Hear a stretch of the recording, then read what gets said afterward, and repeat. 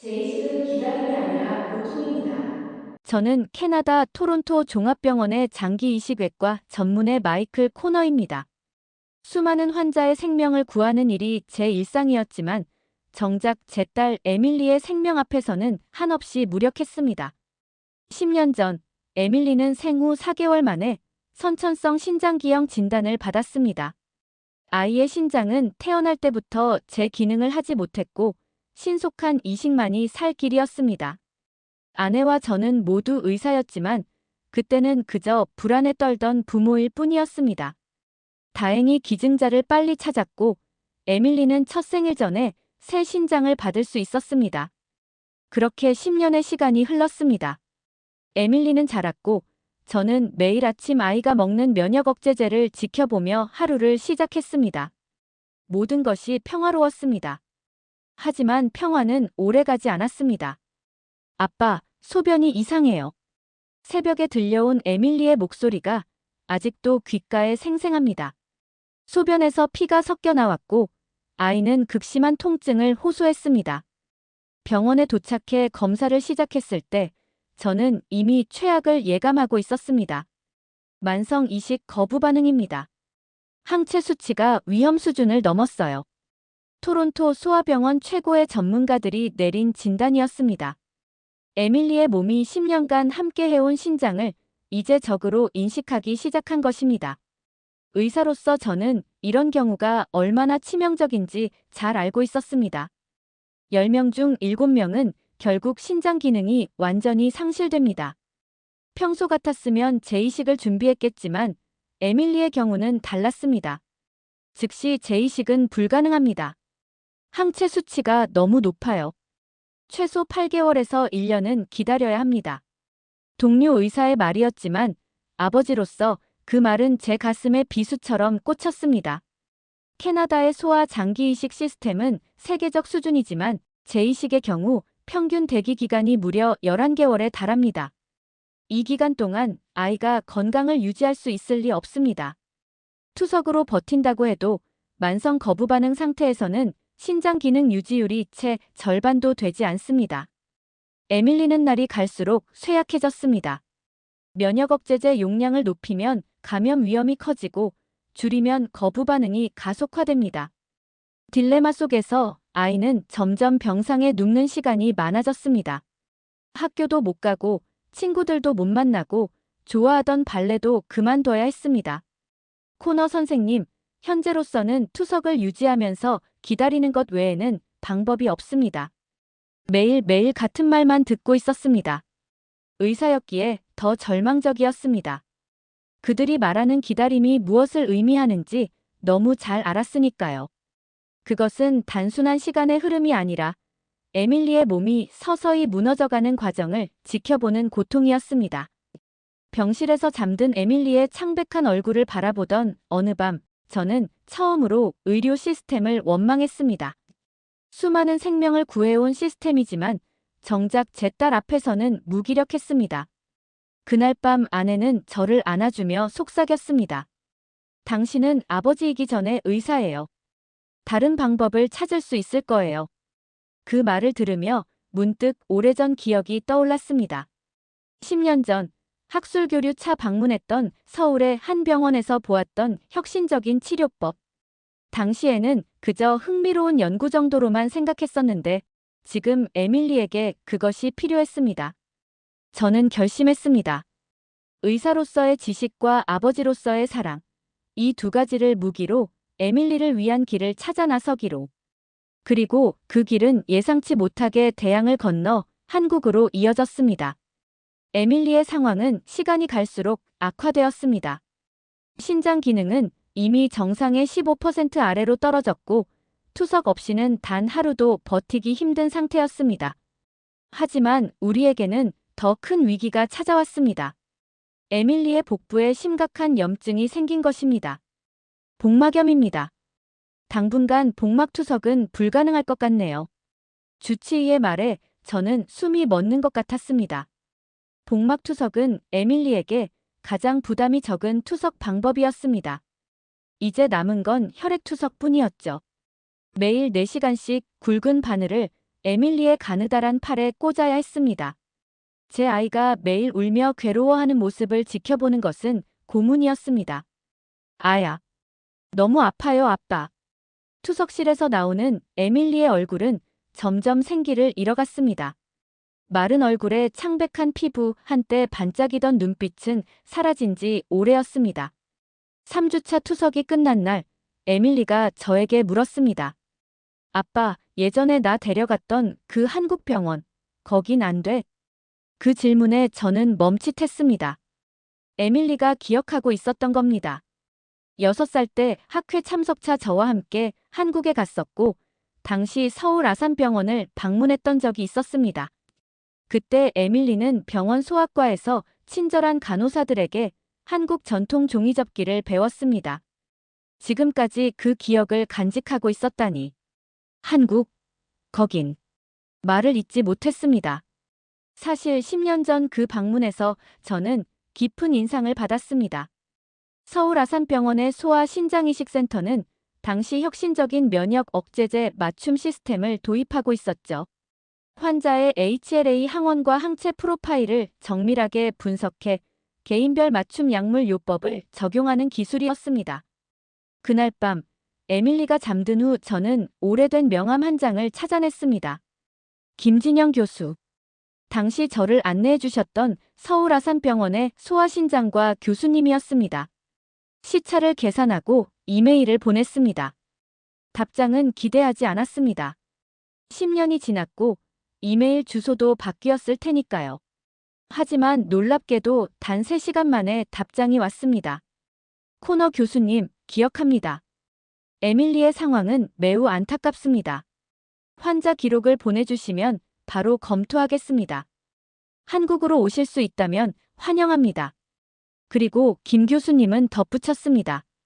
제2식 불가 판정은 언제나 재고의 여지가 있습니다. 우리 병원에는 고감작 환자를 위한 특별 프로토콜이 있으니까요. 이메일을 읽는 내내 가슴이 뛰었습니다. 희망은 있었습니다. 다음 날 아침, 에밀리의 모든 의료 기록을 전송했고 24시간도 채 지나지 않아 서울에서 세부 평가 결과가 도착했습니다. 에밀리의 상태는 분명 심각합니다. 하지만 우리 센터의 고감작 환자 특별 프로그램으로 치료 가능성이 있습니다. 특히 복막염 병력이 있는 환자에 대한 복막 재생 프로토콜도 마련되어 있습니다. 서울 아산병원은 고감작 상태의 환자, 즉 항체 수치가 높아 거부 반응 위험이 큰 환자들을 위한 특별 치료 경로를 개발해 놓았습니다. 일반적인 의료 상식으로는 에밀리 같은 환자는 대기만 해야 하지만 그들은 달랐습니다. 한국에서는 복막염 병력 환자의 복막 재사용 성공률이 70%를 넘는다는 통계도 덧붙여왔습니다. 결정은 쉽지 않았습니다. 아내는 걱정했습니다. 장거리 비행이 에밀리의 약해진 몸에 부담을 줄 수 있다고. 동료 의사들도 만류했습니다. 증명되지 않은 치료법에 너무 희망을 걸지 말라고요. 하지만 저는 의사로서 그곳의 의료 수준을 본 적이 있었고 무엇보다 에밀리의 눈빛에서 희망을 봤습니다. 한국에 가야 해요. 에밀리의 말이 마지막 결정을 내리게 했습니다. 아이는 어른보다 더 분명하게 알고 있었습니다. 생존을 위해 가야 할 곳이 어디인지를요. 비행 준비를 하는 과정은 험난했습니다. 의료용 산소, 응급약, 혈액투석을 위한 장비와 14시간 비행을 위한 특별 허가까지. 그리고 마침내 에밀리와 저, 그리고 아내는 인천행 비행기에 몸을 실었습니다. 비행기 창문으로 토론토의 풍경이 멀어질 때 제 마음은 복잡했습니다.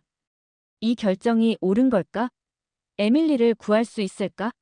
하지만 이미 돌아갈 수 없는 강을 건넜습니다.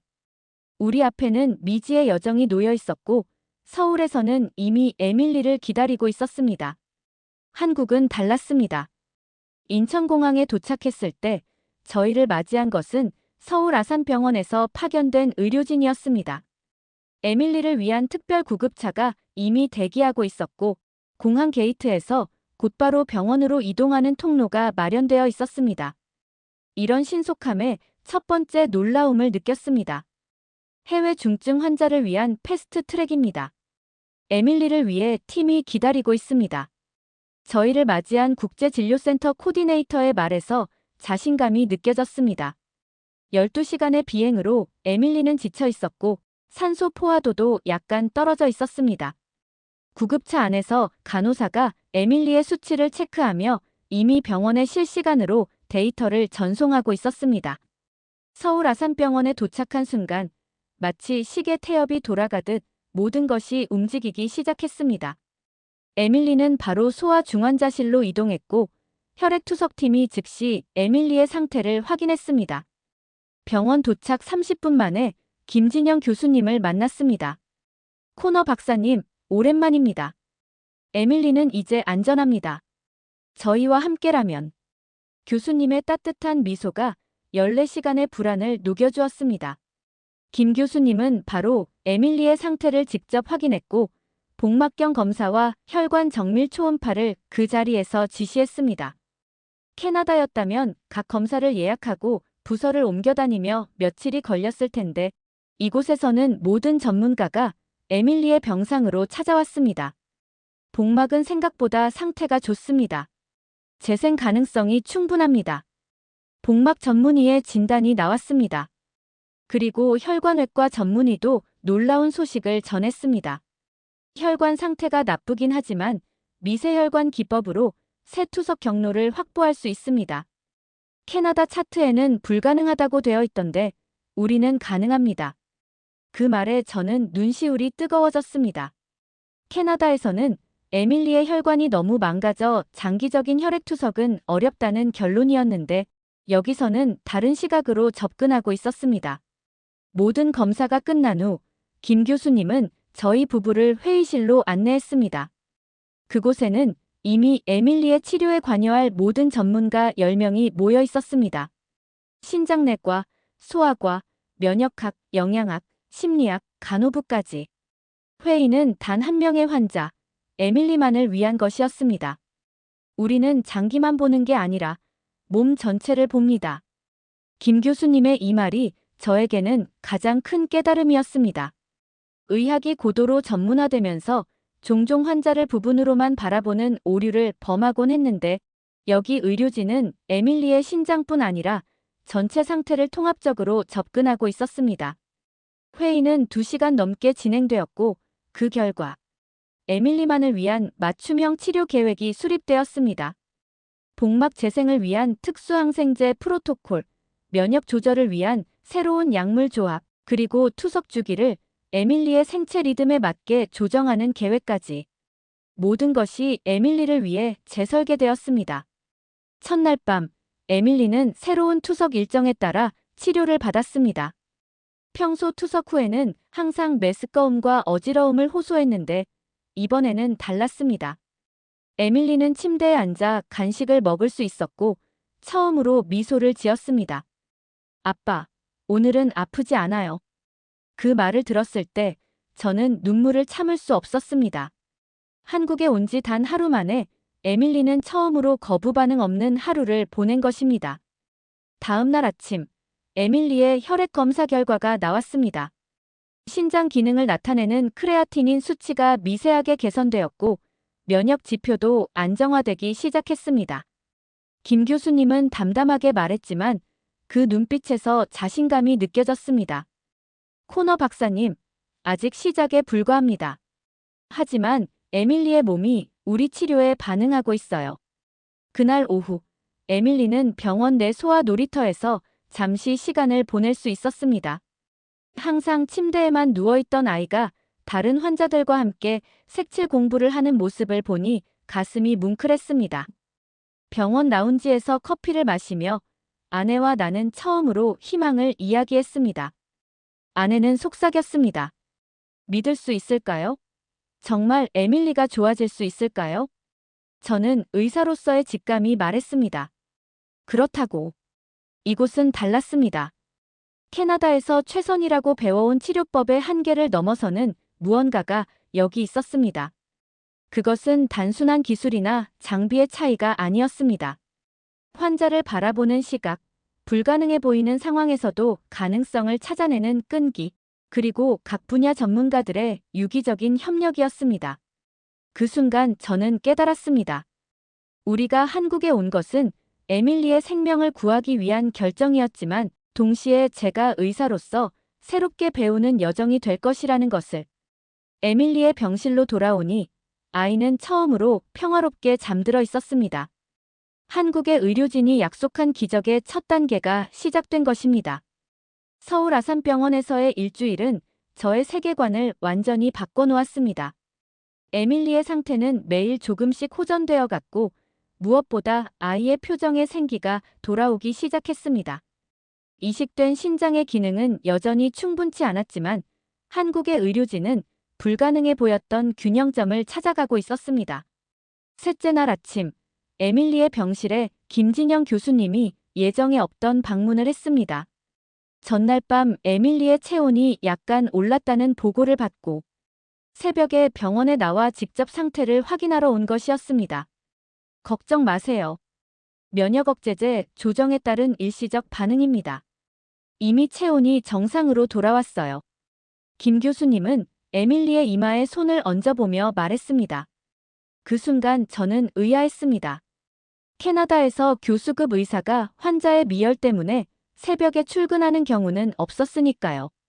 더구나 해외 환자를 위해서라니. 김 교수님은 에밀리의 병상 차트를 꼼꼼히 확인한 후 이렇게 말했습니다. 이 아이는 우리 병원의 딸이에요. 보호자가 의사든 아니든 우리는 최선을 다할 뿐입니다. 그 말에 저는 갑자기 무너졌습니다. 지난 몇 주간 견뎌온 불안과 긴장, 그리고 에밀리를 살리기 위한 필사적인 노력 속에서 억눌렀던 감정이 한순간에 터져 나왔습니다. 흐르는 눈물을 닦으며 저는 생각했습니다. 전 세계를 돌아다니며 강연하고 수술해온 전문의였지만 이제야 비로소 환자 가족의 마음을 온전히 이해하게 된 것 같았습니다. 김 교수님은 그런 저의 모습을 자연스럽게 받아들이셨습니다. 오히려 위로해 주셨죠. 코너 박사님도 결국은 아버지니까요. 저도 딸이 있어서 그 마음 잘 압니다. 그날 오후 에밀리를 담당하는 간호사 윤지선 씨가 특별한 선물을 가져왔습니다. 에밀리가 좋아하는 피카츄 스티커였습니다.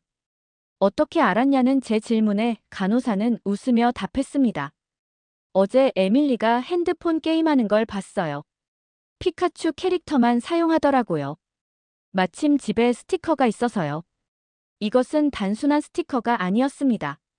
간호사가 개인 시간에 환자의 취향을 관찰하고 자신의 소장품을 가져온 정성이었습니다. 에밀리는 기뻐하며 투석 기계에 스티커를 붙였습니다. 이제 무서운 기계가 아닌 친구가 된 것 같았습니다. 병원의 배려는 거기서 그치지 않았습니다. 에밀리의 식단을 담당하게 된 영양사 김미영 씨는 신장 환자를 위한 표준 식단이 아닌 에밀리만을 위한 맞춤 식단을 직접 짜주었습니다. 캐나다에서 온 아이를 위해 익숙한 맛을 가미하면서도 신장에 부담 없는 맛있는 저염식 도시락이었습니다. 영양사님이 손수 조리했어요. 오늘은 특별히 에밀리를 위한 한국식 샐러드랍니다. 배식을 가져온 직원의 말에 놀라 고개를 들었습니다. 영양사가 직접 조리까지 하다니요. 이런 케어는 상상조차 해본 적 없었습니다. 에밀리는 처음으로 식사 전체를 남기지 않고 먹었습니다. 식욕이 돌아온 것입니다.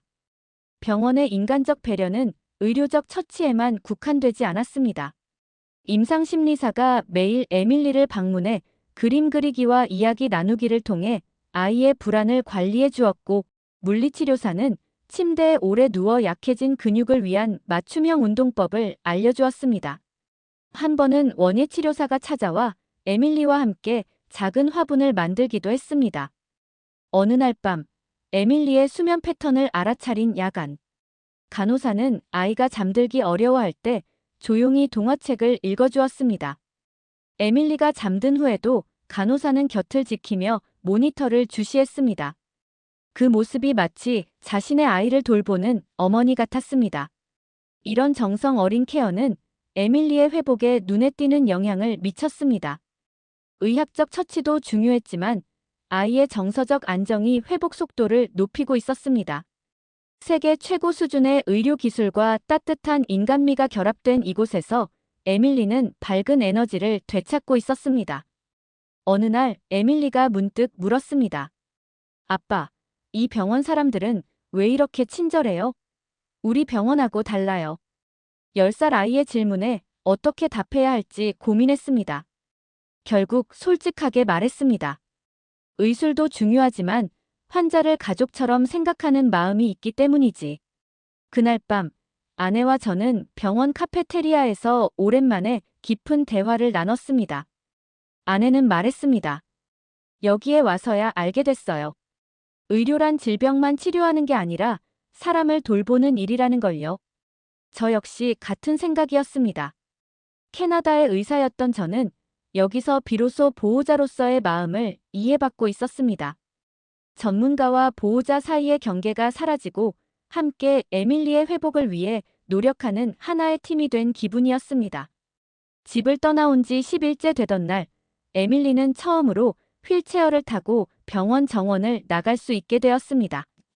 우리 가족을 찍은 사진을 본 김 교수님은 말했습니다. 이제 정말 우리 병원의 가족이 되셨네요. 이곳은 병원이 아니라 진정한 의미의 가족이 되어가고 있었습니다.